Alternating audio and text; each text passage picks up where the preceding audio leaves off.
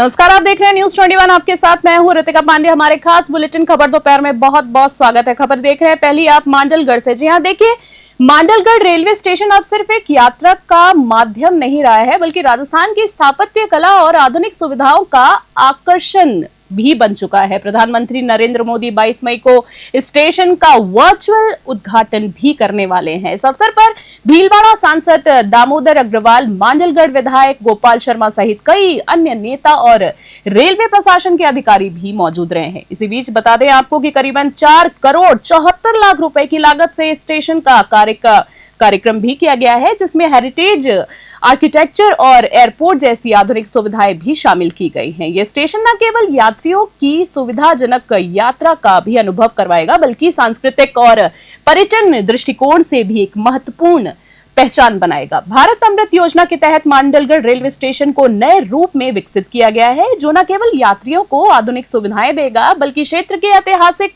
धरोहर को भी संजोएगा। मांडलगढ़ से पीरू मंसूरी की रिपोर्ट।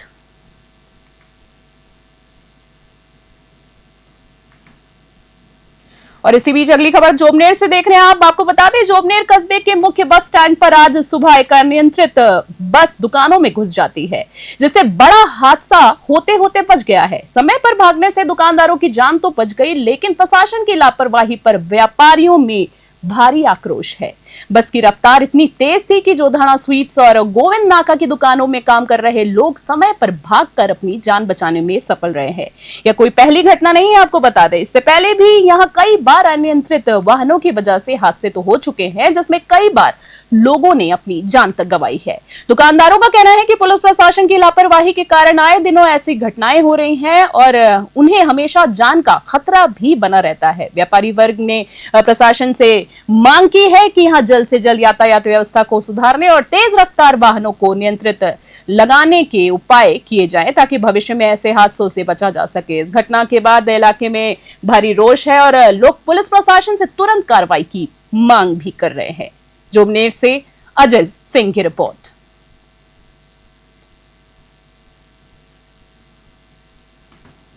और इसी बीच खबर देख रहे हैं आप जोधपुर से। जी आपको बता दें, हनुमान बेनीवाल के राजस्थान के शूर वीरों और राजा महाराजाओं पर आपत्तिजनक बयान के बाद पूरे राजस्थान में विरोध की लहर उठ चुकी है।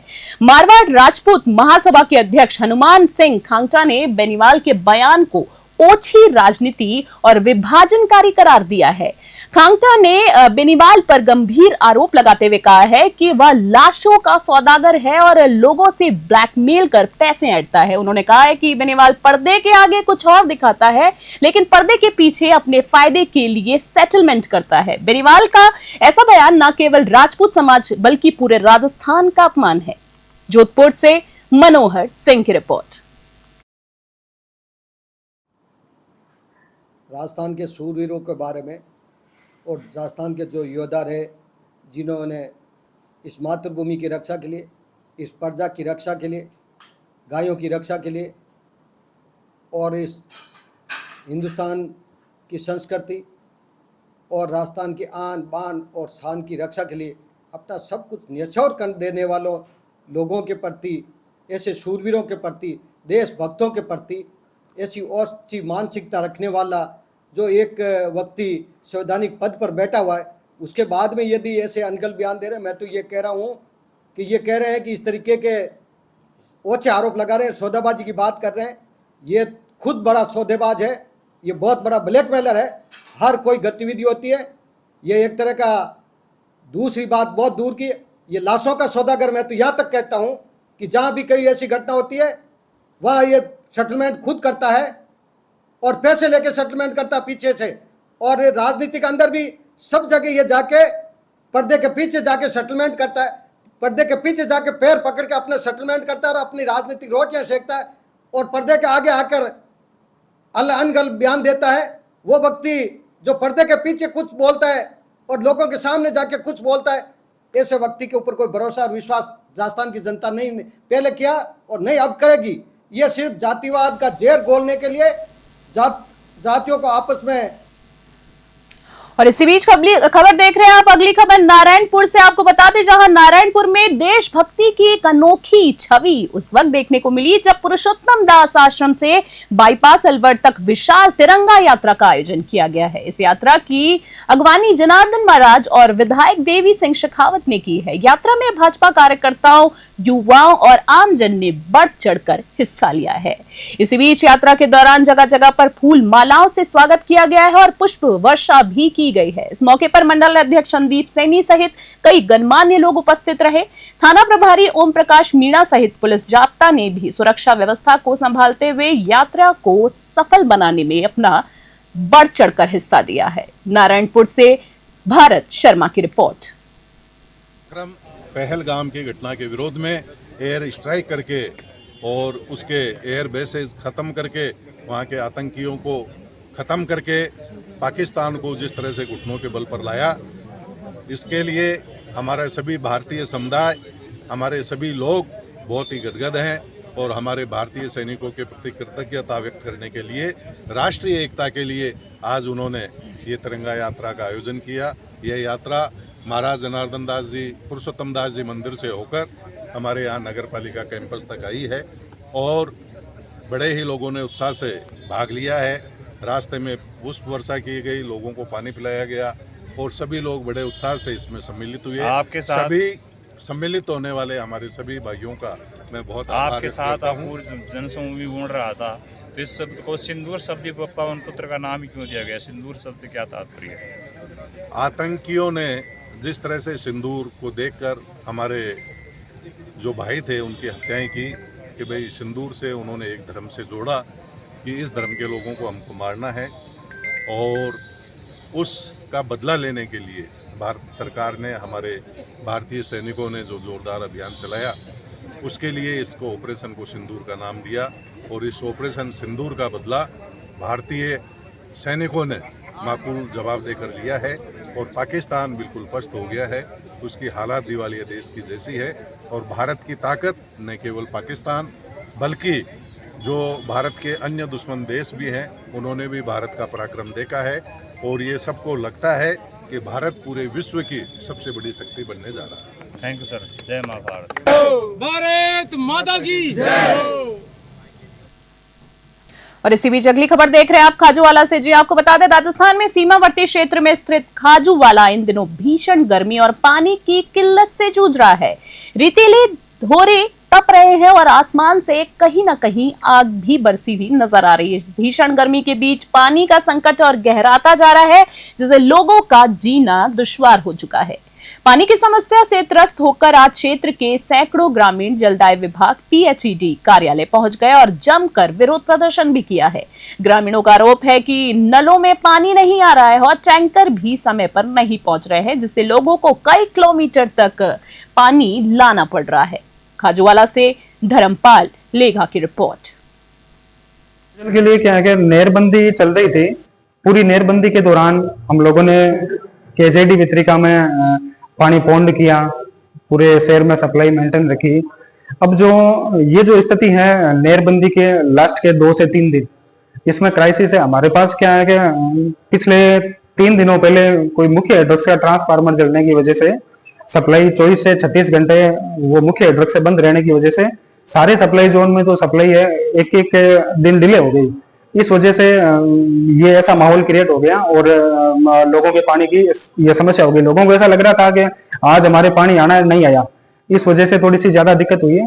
बाकी इसको मेंटेन कर रहे हैं। इसमें नहर में पानी आने से पहले सारे सप्लाई जोन में एक बार सप्लाई करवा दी जाएगी और अगले 3 से 4 दिनों में नहर में पानी आने की भी उम्मीद है। उसके बाद जो 2 से 3 दिन से लगातार जो जैसे पानी दे रहे थे पहले वैसे मेंटेन रखेंगे। नगर पालिका क्षेत्र खाजूवाड़ा में काफी समय से पेयजल आपूर्ति की बहुत ही विकट समस्या है। खाजूवाड़ा एक नगर पालिका क्षेत्र है और लगभग 20 से 25 हजार की इसकी जनसंख्या है। एक बहुत बड़ी विडंबना है, यहाँ 7 से लेकर 15 दिन के बीच पेयजल पानी आता है और दूसरी बात जो आता है वो इतना घटिया और निम्न स्तर का पानी है, उसको पीने से लोग ज्यादातर बीमार हो रहे हैं। आज हमें पता लगा कि सबसे ये जो खाजूवाड़ा के पानी की स्टोरेज की डिग्गी है 2016 में सफाई हुई थी, आज तक इसकी सफाई नहीं हुई है। तो हमने विभाग से पूछा कि साहब आपने क्या किया 2016 तक, हमारी जो डिग्गी सफाई नहीं की। और खाजवा जो पाइपलाइनें डली हुई पिछले 40 साल पहले की डली हुई है, जब ये ग्राम पंचायत थी, जब इसकी संख्या 8000 थी, आज ये 25000 हो गई। तो जो स्टोरेज है, जो व्यवस्था है, वो सिर्फ 8000 की है, आवश्यकता है जो 30000 के लगभग है। तो इस प्रकार की बातों को लेकर हमने आज ज्ञापन सौंपा है इन साहब को। और हम खाजवाड़ा नगर पालिका की ये मांग है क्षेत्र के लोगों की कि पानी का जो है हमें स्थायी समाधान दिया जाए। और भारत सरकार कहती है कि हम घर घर तक शुद्ध जल देंगे। अरे हम तो जहरीला पानी पी रहे। आप हॉस्पिटल का ओपीडी जाके देखो, इस पानी को पी के कितने आदमी बच्चे लोग बीमार हो रहे हैं, वहां पे सैकड़ों की संख्या में मरीज जा रहे हैं। तो आज हमें शुद्ध जल नहीं मिल रहा है, दूसरी बात आपसे मूलभूत सुविधाएं कहाँ पूरी होगी। तो इस बात को लेकर सबने ज्ञापन दिया है। ज्ञापन देके हमने 7 डिमांडें इनके समक्ष रखी है, जो इन्होंने कहा कि हम आपको 10 दिन में पूरी कर देंगे। अगर ये 10 दिन में पूरी नहीं करेंगे तो ये कार्यालय के आगे पूरा खाजवाड़ा नगर पालिका क्षेत्र के लोग धरना प्रदर्शन करेंगे। और अगली खबर देख रहे हैं हम नाथद्वारा से। आपको बता दें, नाथद्वारा विधायक महाराणा विश्वराज सिंह मेवाड़ के जन्म दिवस पर भारतीय जनता पार्टी के नगर अध्यक्ष प्रवीण जोशी के नेतृत्व में कार्यकारिणी के सदस्य उदयपुर स्थित उनके आवास समोर बाग पहुंचे हैं और केक काटकर उनकी जन्मदिन की भी बधाई दी गई है। इस दौरान मेवाड़ को पारंपरिक उपरेणा उड़ाकर श्रीनाथ जी का प्रसाद और बीना भेंट कर उनका सम्मान किया गया है। कार्यकर्ताओं ने प्रभु प्रसाद खिलाकर उनका मुंह मीठा किया है और उनके उज्जवल भविष्य की कामना भी की है। इस मौके पर दीपक पुरोहित सहित कार्यकर्ताओं ने करधर गौशाला में गौमाता को हरी घास खिलाकर विधायक के जन्मदिन की खुशी भी जताई है। समोर बाग में आयोजित इस कार्यक्रम में जिला धर्माचार्य गोपाल जोशी, कुलदीप कनेरिया, प्रकाश नमोता, गिरीश पुरोहित, प्रतीक पुरोहित, कपिल उपाध्याय, तरुणा सोनी, लोकेश माली, विकास पालीवाल, जितेंद्र पुरोहित, राजेश कोठारी, हितेश कोठारी, पालिका आयुक्त सौरभ जिंदल सहित कई गणमान्य लोग उपस्थित रहे। नाथद्वारा से ब्यूरो रिपोर्ट। बीकानेर से खबर देख रहे हैं आप। आपको बता दें, प्रधानमंत्री नरेंद्र मोदी की 22 मई को प्रस्तावित बीकानेर यात्रा के मद्देनजर जिला कलेक्टर नम्रता ने गुरुवार को कलेक्ट्रेट सभागार में अधिकारियों की महत्वपूर्ण बैठक ली है। इस दौरान उन्होंने यात्रा की तैयारी से जुड़े सभी पहलुओं पर चर्चा की है और अधिकारियों को पूर्ण सतर्कता बरतने के निर्देश भी दिए हैं। कलेक्टर ने कहा है कि प्रधानमंत्री की यह यात्रा अत्यंत महत्वपूर्ण है और इसमें किसी भी प्रकार की लापरवाही बर्दाश्त नहीं की जाएगी। जिला कलेक्टर ने सभा स्थल पर पेयजल, प्रवेश, निकास, बैठक व्यवस्था और ऐसी कई पब्लिक एड्रेस सिस्टम, विद्युत आपूर्ति, सुरक्षा और पास जारी करने जैसी महत्वपूर्ण व्यवस्थाओं पर चर्चा की है। साथ ही गर्मी के ध्यान को रखते हुए ORS दवाइयों और अन्य आवश्यक वस्तुओं की उपलब्धता भी सुनिश्चित कराने के निर्देश दिए हैं। बैठक में SP कावेंद्र सागर और नगर निगम आयुक्त मयंक मनीष सहित विभिन्न विभागों के अधिकारी भी मौजूद रहे। बीकानेर से लोकेश बोहरा की रिपोर्ट। खबर देख रहे हैं आप जोधपुर से, जहां संसदीय कार्य मंत्री जोगाराम पटेल ने जोधपुर में सर्किट हाउस में मीडिया से बातचीत की है। इस दौरान कांग्रेस प्रदेश अध्यक्ष गोविंद सिंह डोटासरा के बयानों पर जमकर निशाना भी साधा गया है। आपको बता दें, उन्होंने कहा है कि ऑपरेशन सिंदूर के माध्यम से भारतीय सेना ने पूरे विश्व में पराक्रम का परचम लहराया है और विपक्ष के आरोप की पूरी तरह से निरादर किया है। पटेल ने कहा है कि कांग्रेस हमेशा नकारात्मक राजनीति करता आया है और उसे भारतीय सेना और प्रधानमंत्री नरेंद्र मोदी के योगदान का सम्मान करना चाहिए। जोधपुर से मनोहर सिंह की रिपोर्ट। जहाँ तक ऑपरेशन सिंदूर का प्रश्न है, विश्व में ये पहला मौका है जब भारतीय सेना ने अपने पराक्रम का परचम पूरे विश्व में लहराया।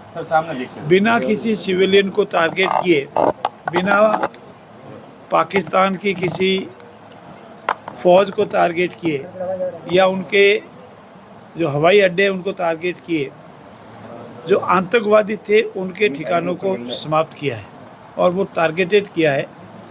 ऐसी स्थिति में प्रतिपक्ष के कोई नेता द्वारा हो, कांग्रेस पार्टी के प्रदेश अध्यक्ष द्वारा हो और अन्य किसी के द्वारा जो आरोप लगाए जा रहे हैं वे पूर्ण रूप से निराधार है। कांग्रेस ने हमेशा नकारात्मक राजनीति की है, पॉजिटिव राजनीति कभी नहीं की। मेरा उनसे निवेदन है, भारत की सेना और भारत के यशस्वी प्रधानमंत्री जी ने जो भारत को पराक्रम दिलाई है, विश्व में जो डंका बजाया है, ऐसे स्थिति में उसका सम्मान करना चाहिए। हमारी सेनाओं का मान और सम्मान बढ़ाना चाहिए और नकारात्मक राजनीति नहीं करनी चाहिए। सर, वो जो इस तरह की बात उन्होंने कही है कि कोई देश समर्थन नहीं कर रहा भारत का, विदेश नीति पर प्रश्न उठाया। समर्थन और ना समर्थन के लिए कोई लिखित में यह स्टेटमेंट नहीं होता है। एक भी देश ने भारत द्वारा किए गए कृत्य का कभी भी खंडन नहीं किया, इसे गलत नहीं बताया। और सभी देशों ने ये माना है कि आतंकवाद को हमेशा हमेशा के लिए समाप्त करना है, ये सभी देशों का है। और भारत का ये संकल्प है कि आतंकवाद जहाँ भी पनप रहा है उसको समाप्त करना है। उसके लिए पूरा विश्व भारत के साथ खड़ा है। क्या तुर्की का बहिष्कार जो है वो लगातार जारी रहेगा जोधपुर में से?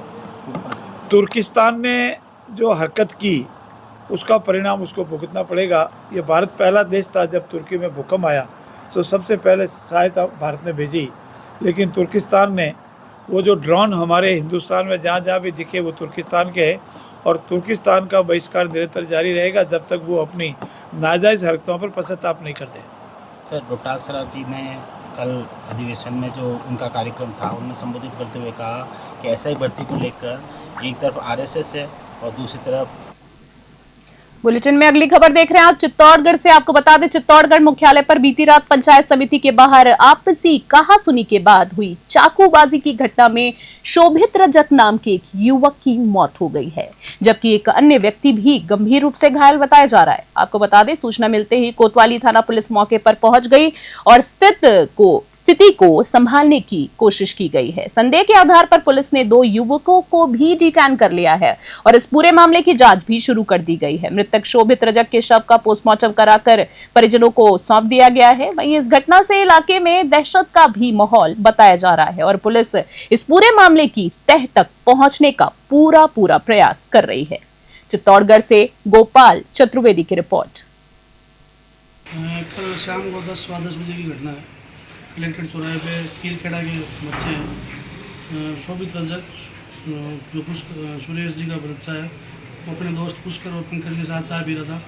उनका कीरखेड़ा के नित्य रजक जयदेव उर्फ काड़ू के साथ जो पुराना विवाद है लड़के को लेके, उस घटना को लेकर उनके वहाँ थोड़ी नोकझोंक हुई। इस बात पर नित्य रजक व उसके दोस्त ने चाकूबाजी कर दी, जिसमें शोभित रजक की ज़्यादा लगी है। घटना भाई उसकी डेथ हो गई थी, जिसे पोस्टमार्टम कराया जाकर गुरुनगर की कार्रवाई की जा रही है। कितने सर नामजद की रिपोर्ट हुआ? नामजद 2 आदमी के खिलाफ रिपोर्ट है और एक अज्ञात जिसका नाम पता नहीं है। नाम कोई? हाँ, साथ में उनके भी लगी है, जैसे जो मृतक के दोस्त हैं उनके भी हाथ में लगी है, उनके दूसरों को भी लगी है। छठीबाजी को किसी के साथ 2-3 आदमी की लगी है। तो अभी के हमारे खास बुलेटिन में फिलहाल के लिए इतना ही। इसी तरह की ताजा और तमाम अपडेट्स के लिए देखते रहो और बने रहे News 21। नमस्कार।